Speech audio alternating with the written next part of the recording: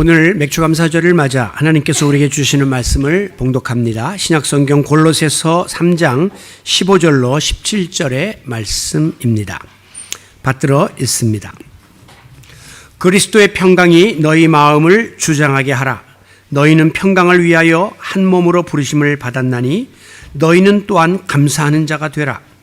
그리스도의 말씀이 너희 속에 풍성히 거하여 모든 지혜로 피차 가르치며 권면하고 시와 찬송과 신령한 노래를 부르며 감사하는 마음으로 하나님을 찬양하고 또 무엇을 하든지 말에나 일에나 다 주 예수의 이름으로 하고 그를 힘입어 하나님 아버지께 감사하라. 아멘.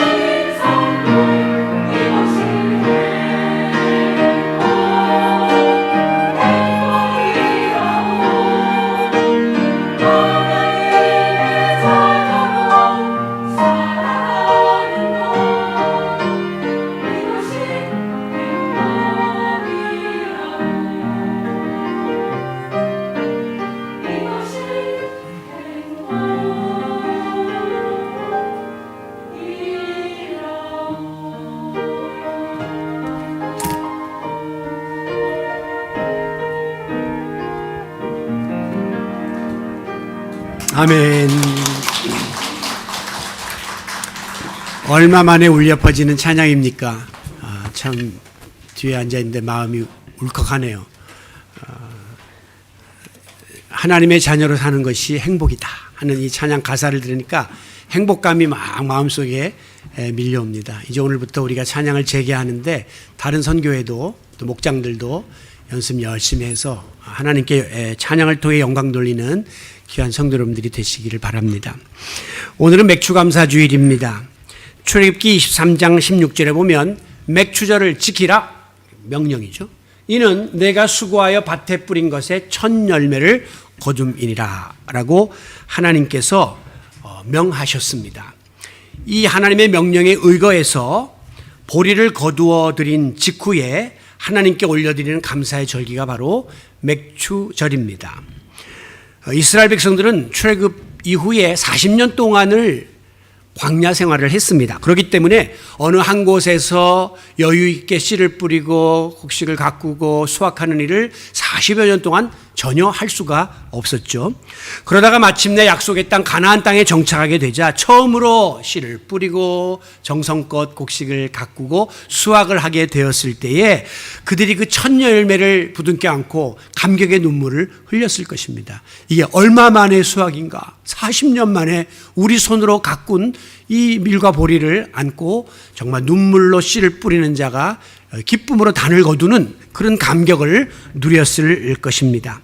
우리는 지난 2달 동안에 이 코로나 사태로 인해서 약해진 우리의 믿음을 회복하기 위해서 하나님 말씀에 순종하는 자세가 최우선적이고 필수적이라고 하는 사실을 함께 묵상해 왔습니다. 하나님 말씀은 문자 그대로 하나님이 친히 지시하신 명령입니다. 그리고 그 명령을 받은 우리는 오직 아멘으로 순종하는 것 외에는 선택의 여지가 없음을 알아야 합니다. 아마도 이 세상에 있는 그 집단 중에 명령 체계가 가장 잘 확립된 집단은 군대일 것입니다. 군대에서는요, 이유가 없습니다. 명령이다 라고 하면 목숨을 걸고 그 명령을 수행해야 합니다. 어떠한 변명도 이의를 제기할 수 없는 것이 명령입니다. 이전 시간에 제가 성경에 명시된 하나님의 뜻을 소개하는 가운데 데살로니가전서 5장 18절에 범사에 감사하라 명령이에요. 이는 그리스도 예수 안에서 너희를 향하신 하나님의 뜻이니라, 하나님의 명령이니라 하는 말씀을 소개해드린 바가 있습니다. 즉 감사의 자세는 하나님이 원하시는 뜻입니다. 그리고 하나님이 우리에게 지시하시는 명령입니다. 그러므로 하나님의 자녀된 우리는 어떤 상황 속에서도 조건 없는 감사를 올려드려야 합니다. 그래야 아버지 하나님의 말씀에 순종하는 자녀로서 살아갈 수 있게 되기 때문입니다. 이런 재미있는 이야기가 있습니다. 어떤 남자가 사막에서 길을 잃고 헤매이다가 기진맥진하여 쓰러졌습니다. 마침 그곳을 지나가던 선교사님이 말을 타고 가다가 이 사람을 발견하고 자기 말에 태워서 집에까지 데려와서 정성껏 간호를 해서 의식을 되찾게 해 주었습니다. 기력을 회복한 이 남자가 선교사님께 부탁하기를, 선교사님, 제가 지금 일을 보기 위해서 어느 곳까지 가는 중인데 지금 너무 상황이 어려우니까 선교사님의 말을 좀 빌려주시면 제가 그 말을 타고 가서 일을 보고 오는 길에 선교사님께 말을 되돌려 드리겠습니다. 선교사님은 흔쾌히 허락을 하면서, 그런데 주의사항이 있습니다. 이 말은 선교사의 말이기 때문에 제자 훈련을 받아서 이래야 한다고 가는 게 아니라 감사합니다 그러면 말이 갑니다. 그러다가 그러면 서는 게 아니라 아멘 그래야지 얘가 서니까 잘 다루시기 바랍니다. 그리고 빌려줬어요. 이 남자가 딱 탄 다음에 오케이 알았어 감사합니다 아멘 감사합니다 아멘 감사합니다 그랬더니 말이 팍 달리기 시작하는 거예요. 그래서 이제 목적지를 향하여 가고 있는데 산모퉁이를 이렇게 도는 순간에 갑작스럽게 낭떠러지가 나타났습니다. 남자는 급한 마음에 아멘 하고 고삐를 당겼는데 말이 정말 탁 하고 서는 것이었습니다. 너무나 놀란 나머지 안도의 한숨을 내쉬고 가슴을 쓰다듬으면서 이 남자가 말 위에서 작은 소리로 주여 감사합니다. 그 순간 다시 말이 낭떠러지를 향하여 뛰기 시작했습니다. 그 뒷일은 여러분의 상상에 맡기겠습니다. 아마 그 사람은 목숨을 잃었을 거예요. 그러나 그 영혼은 분명히 하나님 나라에 갔을 것이 확실합니다. 왜? 감사하다가 최후의 순간까지 감사하다가 죽었기 때문에 그는 영혼 구원을 받을 수밖에 없었을 것이라는 거죠. 이것은 감사는 범사에 유익이 있다는 사실을 우리들에게 안겨주는 겁니다. 살아서도 감사하면 유익이요, 죽어서도 유익이 있다는 것이죠. 절대 손해볼 일 없는 것이 감사입니다. 감사는 축복이 우리에게 다가오는 축복의 통로요, 우리의 믿음의 성숙도를 측정할 수 있는 바로미터, 잣대라고 말할 수 있습니다. 그래서 감사와 축복과 감사와 우리의 믿음은 항상 정비례해요. 감사 많이 하는 사람 하나님의 복이 많이 임합니다. 감사 많이 하는 사람 믿음이 더 성숙해지게 될 수밖에 없는 것이죠. 그러나 막상 우리가 범사에 감사하며 산다고 하는 것이 실생활 속에서 굉장히 어려운 것을 경험하곤 합니다. 자기도 모르는 사이에 감사보다는 자꾸 불평, 불만이 앞서는 이런 우리의 그릇된 습관이 길들여져 있기 때문이죠. 그래서 또 반성하고 또 후회하고 또 감사하는 삶을 더 열심히 살아보려고 애쓰는 것이 또한 우리의 모습이기도 합니다. 여전히 코로나 이 후유증으로 인해서 우리는 지금 3년째 이 맥주 감사주의를 맡고 있지만 감사의 지수를 측정해 볼 때에 그렇게 감사할 일들이 많지를 않아요. 왜냐하면 지금 상황이 자꾸 악화일로로 가고 있기 때문에 예년에 비해서 감사할 일들이 점점 줄어들고 있습니다. 그럼에도 불구하고 과연 나는 하나님을 향한 어떠한 어느 정도 수준의 감사의 지수를 지니고 있는가라고 하는 점수를 한번 여러분 스스로 매겨보는 그런 시간이 됐으면 합니다. 앞서 언급한 것처럼 이 감사하라라고 하는 말씀은 하나님의 명령입니다. 명령은 내 형편과 처지에 따라서 순종해도 되고 안 해도 되는 그런 선택의 여지가 1도 없는 100% 하라 했으면 하는 길밖에 없는 절대성을 지니고 있는 것이 명령입니다. 그러므로 우리 그리스도인들의 감사는 상대적이고 조건부적인 감사가 되어서는 안 되고 절대적이고 무조건적인 감사가 되어야 합니다. 일반적인 세상 사람들은 감사의 조건이 있고 이유가 있을 때 비로소 감사하죠. 정상입니다. 그러나 우리 그리스도인은 아무런 감사의 조건과 이유가 없다 할지라도 외양간에 송아지가 없어도 무화과의 열매가 없어도 여호와로 인하여 감사할 수 있는 감사가 아예 우리에게 체질화된 성품으로 자리매김을 해야 된다는 거예요. 그래야만 우리가 범사에 감사할 수 있기 때문입니다. 성경에 나오는 하나님께 쓰임받았던 인물들은 하나같이 감사의 사람들이었습니다. 그런데 감사의 명령에 전적으로 순종하는 모범을 보였던 신약의 위대한 인물이 한 분 등장하는데 그 사람이 바로 사도 바울이에요. 바울은 인간적으로 세상적으로 남부러울 것이 없는 모든 것을 갖춘 사람이었습니다. 즉 그는 가말리알 문화에서 공부한 지식인이고 로마의 시민권을 가진 귀족이고 그는 모든 면에 율법적으로도 완벽했던 신앙적으로도 허점이 없을 만큼 아주 모든 조건을 갖춘 사람이기 때문에 그는 세상에서 부귀영화를 누리며 살 수 있는 자였어요. 그러나 그가 다메섹 도상에서 예수 그리스도를 만난 다음에 회심한 이후 그는 이 모든 세상적인 것들을 배설물로 여겼다. 다 내어 던지고 스스로 고난을 자처하고 사도로서의 가시밭길을 걸었던 위대한 믿음의 표상입니다. 그런데 이 사도 바울은 그렇게 어려운 상황, 극한 상황에 처했으면서도 항상 감사하라 하는 말을 입에 달고 살았어요. 가장 많이 바울 서신에서 감사하라는 말을 우리에게 언급하고 있기 때문입니다. 그는 그야말로 조건이나 상황과 관계없이 절대화된 감사가 체질화되었던 인물이 아닌가 하는 생각을 해보게 되면서 우리 그리스도인들의 표상으로 사도 바울을 꼽는데 주저할 이유가 없는 것이죠. 특별히 본문에 보면 사도 바울이 로마의 감옥에 갇혀서 골로새 교회 교인들에게 보낸 위로와 격려의 편지 내용이 기록되어져 있습니다. 지금 자신은 그 칙칙한 어두운 로마의 지하 감옥에서 쇠사슬로 온몸이 묶인 채 부자유한 몸이 되어서 온갖 고초를 겪고 있고 앞으로 어찌 될지 알 수 없는 불투명한 그런 절망적 상황에 놓여 있었음에도 불구하고 그는 강력하게 골로새 교회 교인들을 향하여 권면합니다. 15절. 너희는 감사하는 자가 되라. 나와야 돼요. 감사하는 자가 되라. 그 다음에 감사하는 마음으로 하나님을 찬양하라. 16절, 17절. 하나님 아버지께 감사하라. 되라. 하라. 명령, 감사의 명령을 쏟아붓고 있습니다. 그러므로 맥주감사주일 아침, 오늘 우리는 하나님께 감사하라 라고 하는 이 명령에 순종하면 어떤 유익이 우리에게 주어지는가? 유익이 있어야 우리가 이 일을 할 거 아닙니까? 그래서 이 사실을 크게 세 가지로 한번 살펴보려고 합니다. 먼저 우리가 하나님께 감사하면 하나님의 은혜를 깊이 깨달아 알게 됩니다. 15절 말씀에 보면 그리스도의 평강이 너희 마음을 주장하게 하라. 너희는 평강을 위하여 한 몸으로 부르심을 받았나니 너희는 또한 감사하는 자가 되라. 자, 감사하는 데 있어서 이 평강을 깨닫는 이 일이 굉장히 중요하다 하는 말씀을 하고 있죠. 자, 우리가 예수 그리스도를 구주로 영접한 다음에 구원받은 성도가 되었어요. 그리고 여러분의 마음속에 일어난 가장 큰 변화가 무엇입니까?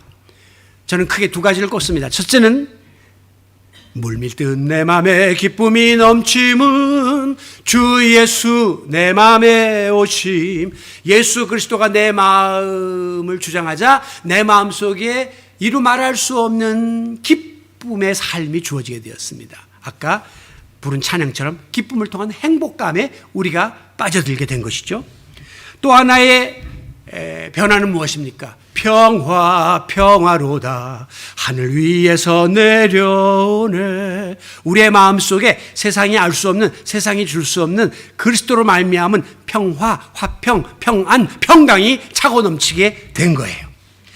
그래서 과거의 세상에서 우리가 누리지 못했던 참 기쁨과 행복감, 그리고 참 평화와 평강이 우리의 마음을 지배하는 그런 변화를 우리는 예수 믿은 다음에 경험하게 되었습니다.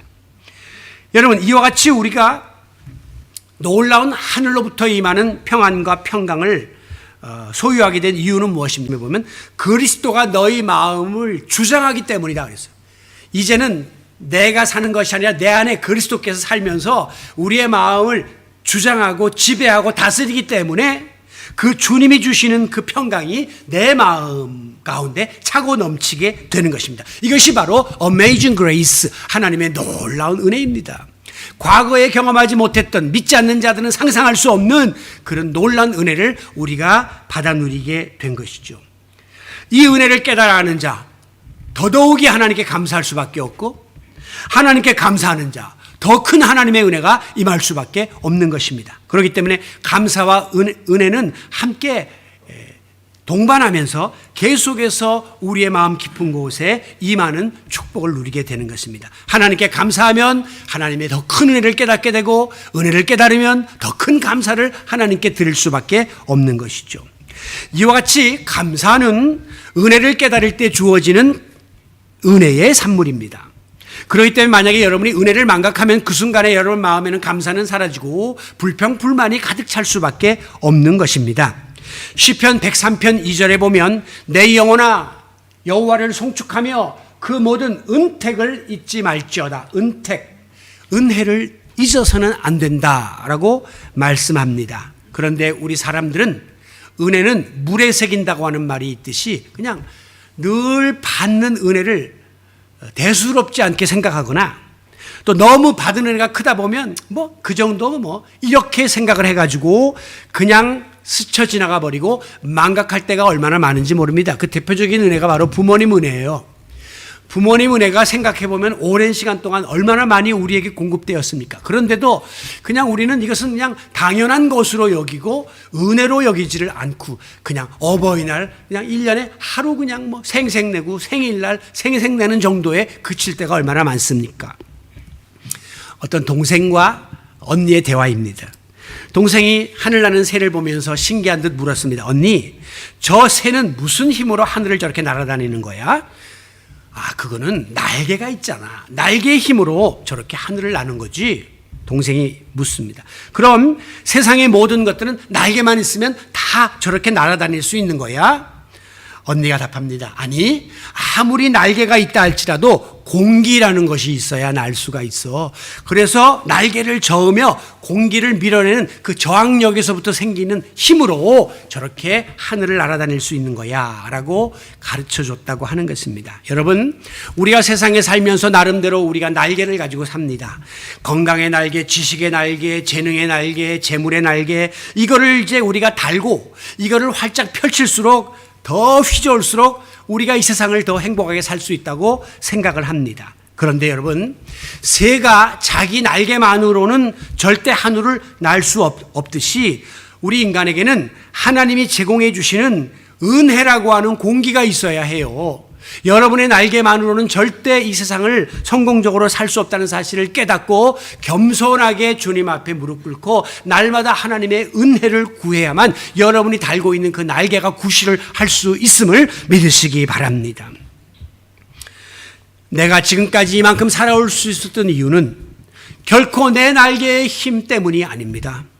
하나님께서 내게 날개를 달아주셨고 날개를 펼 수 있도록 힘을 주셨고 또 날아갈 수 있도록 은혜의 공기를 허락해 주셨기 때문입니다 라고 하는 하나님의 은택, 하나님의 은혜를 잊지 말고 하나님의 은혜를 아는 자가 되어야 마땅한 감사의 삶을 살아가는 성도 여러분들이 되시기를 바랍니다.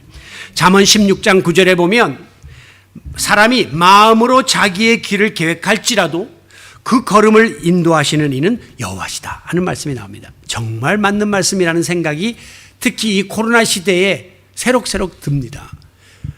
어떤 때는 일주일도 계획할 수 없는 거예요. 무슨 돌발 변수가 나타날지 모르니까 아무리 장황하게 계획해놔도 결국 그 걸음을 인도하고 성취케 하시는 분은 하나님이심을 깨닫고 우리가 주님의 은혜에 감사하며 살아가야 할 것입니다. 아무쪼록 사도 바울의 고백처럼 내가 나된 것은 하나님의 은혜다. 내가 한 것이 아니요 오직 나와 함께 하신 하나님의 은혜로다 라고 하는 이 신앙 고백을 일평생 드리면서 하나님의 은혜에 진심으로 감사함으로 하나님이 베푸시는 더 큰 은혜를 깨달아 알고 체험하며 살아가는 복된 성도 여러분들이 되시기를 바랍니다. 자, 두 번째로 우리가 감사하면 신령한 하늘의 복이 우리 가운데 임하게 됩니다. 16절 말씀, 시와 찬송과 신령한 노래를 부르며 감사하는 마음으로 하나님을 찬양하고 라는 말씀이 나오죠. 자, 구원받은 성도들이 누리게 되는 가장 큰 복 중에 하나는 하나님을 찬양하는 삶입니다. 하나님께 영광을 돌리는 삶을 우리가 구원받은 성도로서 살게 되었다는 것은 복 중의 복이에요. 그런데 진정한 찬양은 어디서부터 비롯되느냐? 하나님께 감사하는 마음에서부터 찬양이 터져나오게 되는 것이에요. 진정 하나님을 언제 영화롭게 하느냐? 내 마음에 하나님의 존재에 대한 감사가 넘칠 때 하나님을 영화롭게 할 수 있게 된다는 것입니다.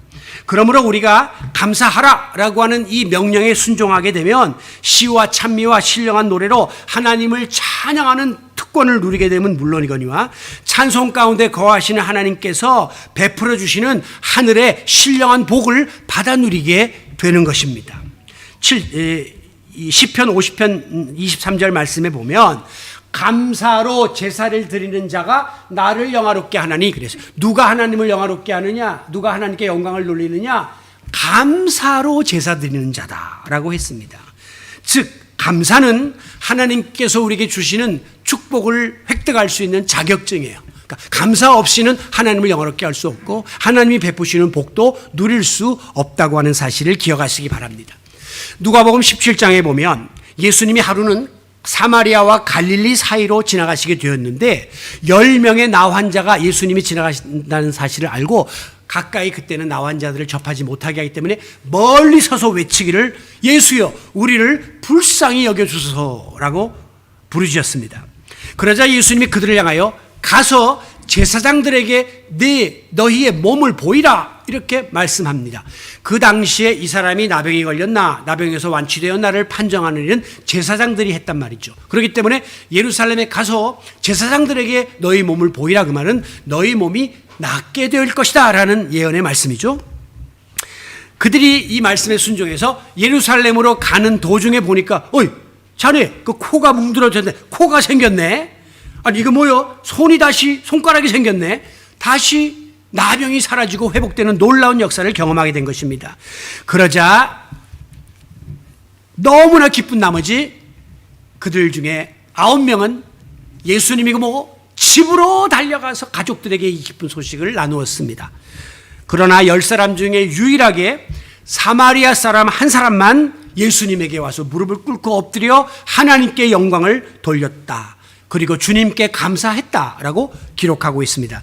그때 예수님이 묻기를 10명이 고침을 받았는데 나머지 9은 어디 있느냐라고 물으셨어요. 그러면서 이 한 사람에게 일어나 가라.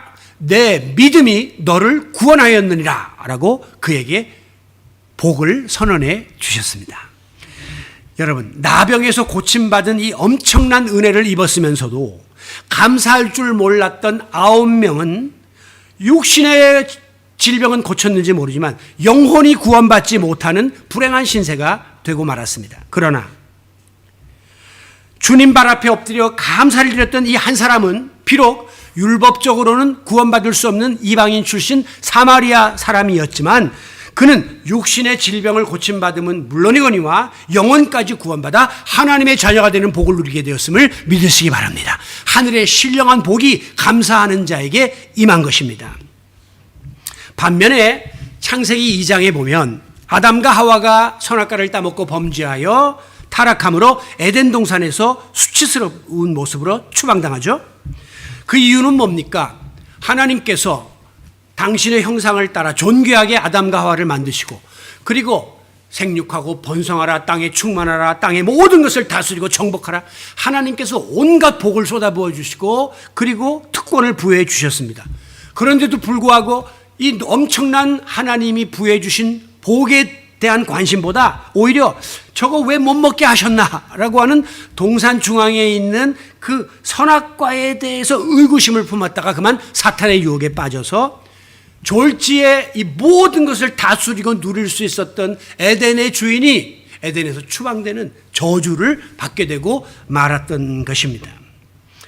여러분, 감사하면 하늘의 복이 임하지만 감사를 잃어버리면 감사가 변하여 축복이 변하여 저주가 된다는 거예요.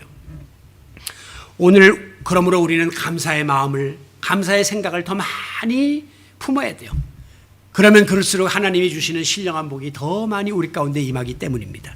그러므로 우리는 감사의 말과 행동을 더 많이 표현해야 됩니다.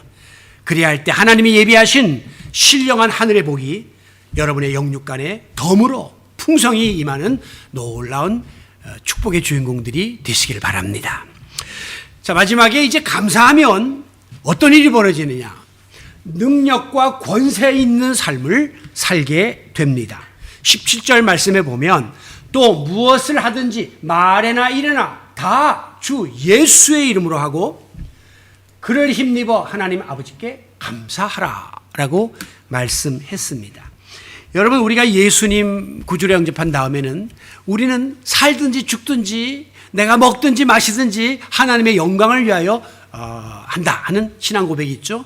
그리고 이제는 내가 모든 삶을 살아가는 게 아니라 예수 그리스도를 힘입어 예수의 이름으로 우리가 이 모든 일을 하는 것입니다.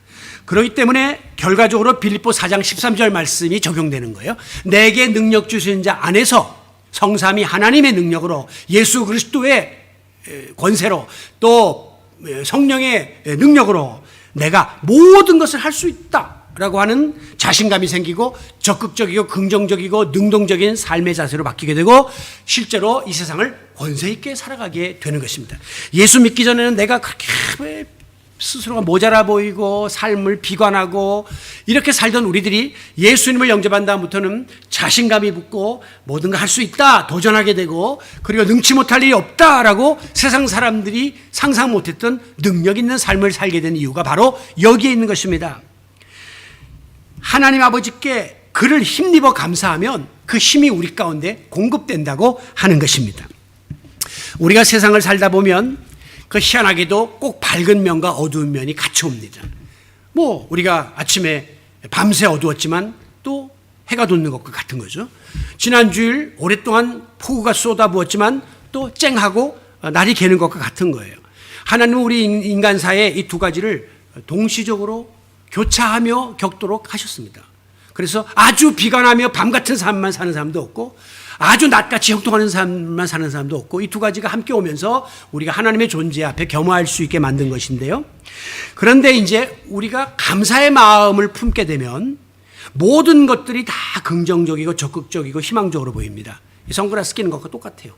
검정색을 끼면 다 검정으로 보이고 또 뭐 빨간색을 끼면 빨간색으로 보이는 것과 같이 만약에 긍정의 감사의 선글라스를 끼면 모든 게 다 희망적이에요.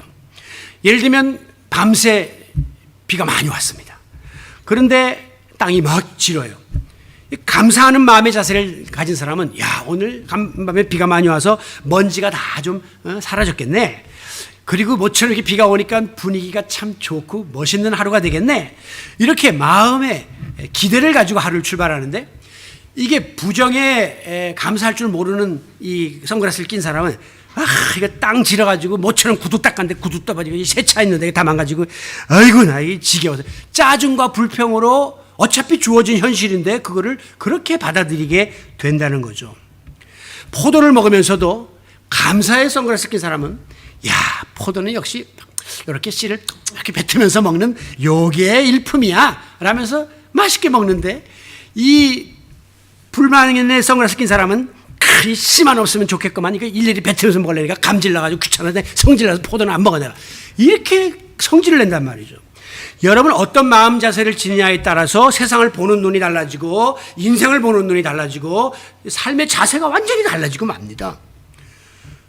저는 이제 미국에서 한 8년 지내면서 서양의 애들과 우리 동양 애들 이렇게 비교해 보면요. 확실히 객관적으로 서양 사람들이 좀 더 우리 동양 사람보다 활달하고 진취적이고 이렇게 적극적입니다. 그들은 엘리베이터만 딱 타도 생면부지의 사람 만나도 굿모닝, 헬로 이래요. 우리는 그냥 생면부지 사람 딱 탔다면 그때부터 경계 모드로 들어가가지고 저 사람이 무슨 해코지나 하지 않나 그냥 눈을 깔고 서로 무슨 원수처럼 이렇게 대한단 말이에요. 이 다릅니다. 원인이 뭔가 가만 추적해 보면요. 어릴 때 가정교육에서부터 미국 사람들은 특히 서양 사람들은 감사를 가르칩니다. 특히 미국 사람들이 제일 많이 하는 말이 땡큐예요. 땡큐, 땡큐. 입에 달고 살아요. 심지어 아이들이 어쩌다가 아버지한테 물 한 잔 갖다 줘도 땡큐. 우리 같으면 당연히 자식이 부모한테 물 갖다 주는 거지. 무슨 그게 감사의 조건입니까? 근데 걔들은 그렇게 하는 거예요. 그리고 어른이 애들한테 하면 그거는 당연히 감사 안 한다고 뭐라고. 근데 여기 이 사람들은 하여간 작은 일에 이렇게 모든 거를 칭찬을 해요. 그러니까 아이 때부터 이렇게 하면 칭찬을 받네. 내가 인정을 받네. 자존감이 커지고 높아지고. 그러니까 자기가 맡은 일을 더 적극적으로 하는 거예요. 시키지도 않았는데도 막 나서서 긍정적으로 모든 일들을 해결해 나가게 되는 것입니다. 여러분 이 초대교회 성도들을요. 안 믿는 불신자들이 뭐라고 불렀냐면 세상이 감당할 수 없는 사람들이다 그랬어요. 왜냐하면 복음을 전하지 말라. 복음 전하면 죽이겠다 협박을 하는데도 내가 하나님 앞에서 당신들의 말 듣는 것과 하나님 말씀 듣는 것 중에 어느 것이 옳은가 판단하라. 또 복음 전하는 거예요. 감당이 안 되는 거예요, 이거. 다른 사람들은 잡아다가 패고 가두면 안 하는데 이 믿는 사람들, 성도들은 그러면 그럴수록 더 불같이 일어난단 말이죠. 그러니까 이 믿지 않는 사람들이 저 도대체 뭐 하는 존재들인가? 우리가 감당이 안 되는 사람들이네 이렇게 불렀습니다. 그들은 가는 곳마다 복음을 전하고 귀신을 쫓아내고 병을 고치고 역동적인 복음의 사역을 이룩하고 막 복음이 전파되니까 가정에서 모여서 교회를 하고 예배를 드리고 이게 세상 사람들이 상상 못하는 일들을 하고 있는 것입니다. 그래서 그들이 기껏 믿는 사람들에게 어떤 누명을 씌웠냐면 이 사람들은 세상을 매우 소란케 하는 사람들이다. 아주 이 암적인 존재들이다. 이렇게 이야기했습니다. 그 말은 뭐냐면 이 사람들은 우리하고 달라.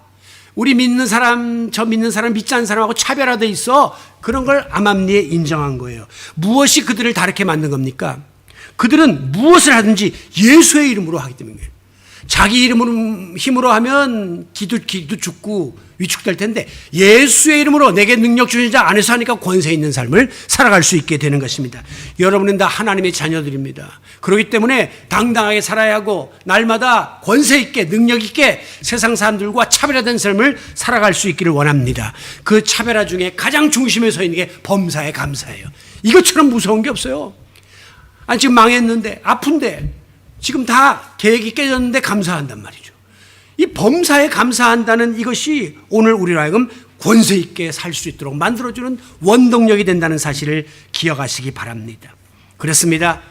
방금 읽어드렸던 17절 말씀처럼 무엇을 하든지 생각이나 말이나 행위에 있어서 주 예수의 이름으로 하고 예수 믿는 사람답게 차별화된 모습으로 그를 힘입어 성령의 능력으로 우리가 이 험한 세상을 헤쳐나가며 하나님께 감사하면 언제 어디서 누구를 만나든지 무엇을 하든지 세상이 감당할 수 없는 역동적인 삶을 살아가게 될 것이고 여러분의 삶이 해와 같이 빛나는 권세 있는 삶이 될 줄로 믿습니다. 오늘 말씀을 마무리합니다. 왜 이렇게 목사님 지난주부터 변하셨지?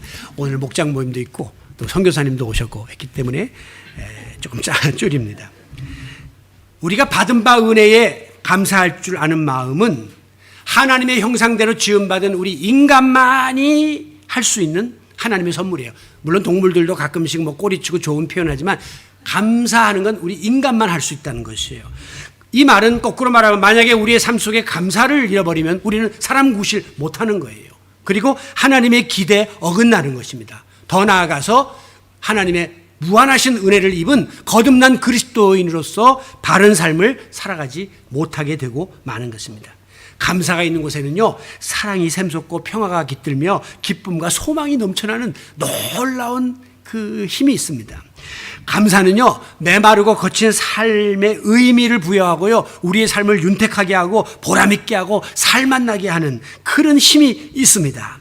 그렇기 때문에 우리 그리스도인들은 풍성한 감사를 아낌없이 하나님께 드려야 하고 이 풍성한 감사를 통해서 우리의 믿음은 더욱 성숙해질 것이고 또한 영적으로 우리는 깊은 자리에 들어가게 되는 것이죠. 세상 사람이 알지 못하는 그런 놀라운 그리스도인의 삶을 살아가기 때문에 아까 부른 찬양처럼 행복 주 안에서 사는 것이 행복이라고 고백할 수 있게 되는 것입니다. 오늘 맥주감사주의를 맞으면서 감사하라 라는 이 하나님의 명령 앞에 지치지 말고 순종하고 결단함으로 하나님의 이 은혜가 더 많이 깨달아지는 여러분이 되시고 하늘의 신령한 복을 많이 받아 누리시기를 바라고 능력 있고 권세 있는 삶을 살아가는 주님의 말씀을 따르는 신실한 주의 제자들이 되시기를 예수님의 이름으로 축원합니다. 존귀하신 아버지 하나님 감사합니다. 우리의 입을 열어 만입이 있어도 이 감사를 다 표현할 수 없음을 고백합니다. 오늘도 주 앞에 나와 올려드리는 이 감사의 제사가 하나님께 흠양되게 하여 주시고 하나님께서 감사에 순종하는 자들의 약속하신 이 놀라운 축복이 우리 모든 성도들의 삶 속에 임할 수 있도록 은혜를 더하여 주시옵소서.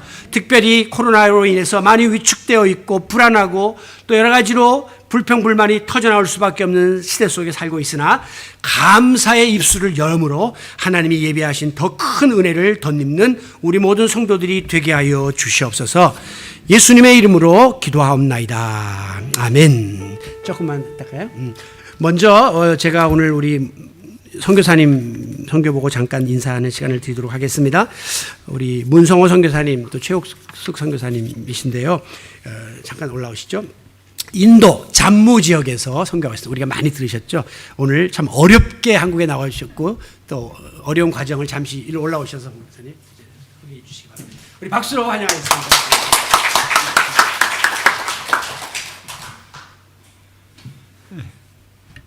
반갑습니다. 그리고 감사드립니다. 오랜 세월 동안 기도해 주시고 후원해 주셔서 너무 감사드려요. 코로나 기간 동안에 좀 어려운 점이 있어가지고 저희가 운영하던 고아원 그 아이들을 20년 7월 달에 각자 연고지로 돌려보내고 주일에 한 번씩 그 중심되는 중간 부분에서 교회에서 저희가 협력하는 교회에서 모여서 신앙기도 하고 있습니다. 일주일에 한 번씩 모여가지고요. 그리고 또 다른 사역지가 두 곳인데요. 그곳에서 올 3월부터 2년 동안 못 열고 있다가 올 3월부터 유치원 가정 한 40여 명 이렇게 모이고 있습니다. 현지인 그 교사 3분하고 도우미 1분, 4분 그리고 저와 협력하는 그 목회자, 현지인 목회자 이렇게 섬기고 있습니다. 성도님들 오랜 시간 동안 이렇게 기도해 주시고 후원해 주신 거 늘 마음으로 감사하고 저도 기도하고 있습니다. 그리고 시간이 되고 기회가 허락하면은 내년쯤에 아이들 와서 한국에 와서 한번 그동안 키워주신 그 은혜에 후원해 주시고 기도해 주신 그 은혜에 감사드리는 그런 인사하는 기회를 한번 가졌으면 하는 그런 계획을 갖고 있습니다. 그리고 저희 그 주후원 교회하고 또 몇몇 교회에서 저도 이렇게 하고 해서 이렇게 경비를 충당해 가지고 한번 인사드리는 시간을 갖고자 합니다. 그리고 우리 드림이 교회 성도님들 목사님하고 성도님께서도 이제 코로나가 이제 마무리가 만약에 된다면 인도에 한번 오시면 인도에서도 한번 모시고 싶은 그런 마음이 있습니다. 네. 제가 잠깐 한 5분 얘기해도 되나요? 네. 인도는 이 코로나 기간 동안에 통금이 있어가지고 아주 오전하고 오후 1시간씩 이렇게 식료품이나 약품 사러 이렇게 보내는 시간 빼고 많은 시간을 집에 있어야 되는 그러한 시간을 많이 보냈습니다. 그러다가 제가 이제 뭐 컴퓨터도 하고 성경도 보고 기도도 하고 하는 그런 과정에서 스스로에 대한 질문과 화돈하고 무기력감도 생기고 하는 그런 과정에서 순종해야겠다 하는 그런 마음이 생겨가지고 이제 거리가 풀리고 할 때 제 주하고 관계된 사람들한테 어떻게든지 하여튼 좋은 관계를 유지하고자 제가 나름대로 노력을 했습니다. 그런 과정에서 순종의 성경에서 나오는 순종의 단어를 쭉 이렇게 유심히 보다 보니까 순종의 결과가 순종의 아브라함의 순종, 이삭의 죽었다 살아나는 그런 예수 그리스도의 예표라고 하는 그리고 노아의 순종, 온 가족이 구원받고 8명 받고 그리고 신약으로 넘어와서 예수님의 순종을 통해서 예수님의 모든 우리의 십자가를 주시면서 우리의 죄를 사해 주시고 또 그게 끝이 아니고 부활하심으로써 우리에게 영생을 약속하신 그 말씀이 순종에 대해서 집중하다 보니까 영생의 말씀이 부활이 저는 사실 목회자하고 선교사하고 하면서도 이렇게 어떻게 표현할 수가 없습니다. 이렇게 제 삶 속에서 이렇게 꼬집으면 아프듯이 이 정도가 아니었는데요. 이번에 그런 것을 좀 체험해서 더 의미 있게 다가오는 것을 예수 그리스도의 십자가가 늘 기도할 때마다 주님 오늘도 제가 또 이런 저기를 했네요. 용서해 주세요. 십자가 보혈로 씻어주시고 성령의 불로 태워주시고 늘 기도하고 마음에 평안을 얻습니다. 그런데 그러고 나서 혼자 있다가 코로나 걸려가지고 만약에 기저질환이 있어가지고 저희 아버님이 69에 심장마비로 돌아가셨거든요. 뭐 그 가족 내력도 있다 하는데 그렇게 되면 어떻게 될까 하는 그런 약간의 두려움 그리고 왠지 오는 그 뭐랄까 무기력감 이런 것들이 저를 짓눌러서 굉장히 어려웠었는데 그 순종을 통해서 예수님께서 십자가에서 달리시고 모든 죄를 사하시고 3일 만에 부활하신 그 부활이 구원이고 부활이 영생이고 하나님 나라가 우리에게 이미 임한 건데 우리 성도님도 아시다시피 영생이 시간의 길이만은 아니라고 하죠. 영생 우리 인간들이 살다 보니까 해와 달 측정하고 가다 보니까 시간을 이제 만드는 거죠. 그래서 하나님은 늘 지금인데 하나님 나라가 영원하심이 이미 우리 생활 속에 들어와 있다는 거죠. 예수님이 이 땅에 오셔서 첫 열매로서 그것을 증거하시단 말이죠. 예수님이 정말 우리한테 귀중한 것은 내가 설령 코로나로 인해서 설령 잘못된다 하더라도 이미 나의 삶 속에서 이미 부활이 시작됐다. 아직 내가 느끼지 못했을 뿐이지. 그 말씀을 의미 있게 받아들이니까 저를 눌렀던 걱정, 근심 가끔가다 전화 통화하고 요즘은 전화가 통화료가 안 나오지 않습니까? 시외 통화도 그 카카오톡이라든가 저는 이제 인주에서 주로 왓츠앱을 쓰거든요. 그런데 소식이 조그마한 이렇게 어려운 소식이고 오거나 하면은 마음이 금방 다운되고 이렇게 어려웠는데 그런 것이 없어졌습니다. 뭐 없어지는 거예요, 그냥 자연적으로. 근데 단 한 가지 아쉬운 것이 이게 유지되지를 못하는 게요. 늘 유지됐으면 좋겠는데, 그래서 그렇게 하다 보면 이게 유지되지 못할까. 또 기도하고, 기도가 근데 24시간 기도한다는 게 쉽지 않지 않습니까? 근데 저한테 힌트를 준 것이 이 참 죄송스럽게도 좀 다른 종교 얘기를 하겠네요. 티크나탄이라고 달라이라마하고 티크나탄, 이 동양 종교 불교에서 유명한 그 사람이 있는데, 이 사람이 15분마다 한 번씩 종을 울린대요. 그 공동체에서 얼른 울리면은 자기가 어떤 하던 일에서 그 사람들의 교육 방법이 있겠죠. 그 시간 15분의 의미, 저는 책을 안 읽었습니다. 15분에 자기 하던 일을 해서 그 현재에 집중한다고 하는데, 그냥 막연히 현재에 집중한다고 저를 그렇게 선전해서 봤습니다. 그런데 저는 그것을 15분마다 제 마음속에 종이 울려가지고, 아차, 다시 부활로 다시 돌아오는, 부활이 이미 나의 삶 속에, 내 생활 속에 이미 들어와 있다, 이것을 다시 한번 떠올리는 거예요. 그러면은 이게 힘이 무슨 알 수 없는 힘이 생겼습니다. 그리고 나서 보니까 예수님의 제자들이 다 겁도 많고 도망가고 그랬었는데, 사도 바울도 그렇고 담메색 동에서 부활하신 예수를 만나고 마가의 다락방에서 성령 체험하고 나서 예수님, 부활하신 예수님 만나고 나서 제자들이, 겁 많던 제자들이 다 바뀌어서 다 자기 각자 길 가졌습니까? 예수님께서 우리에게 요구한 것은 똑같이 십자가 제라가 아니고 자기 부인의 십자가.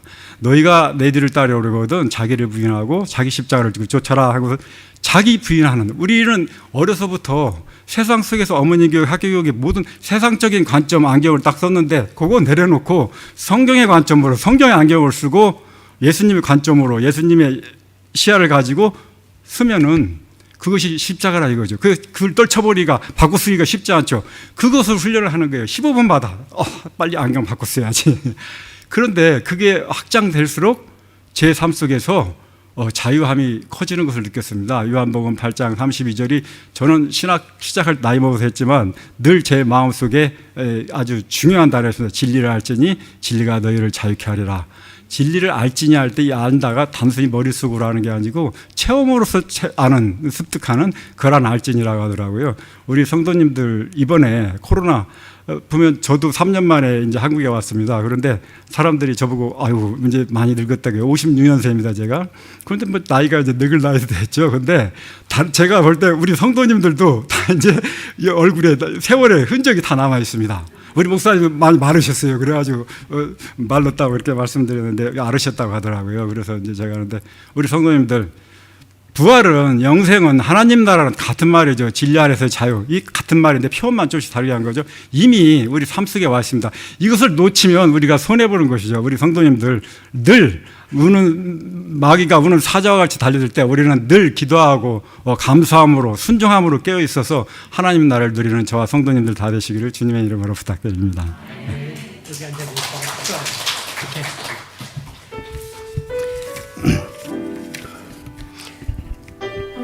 나의 나된 것은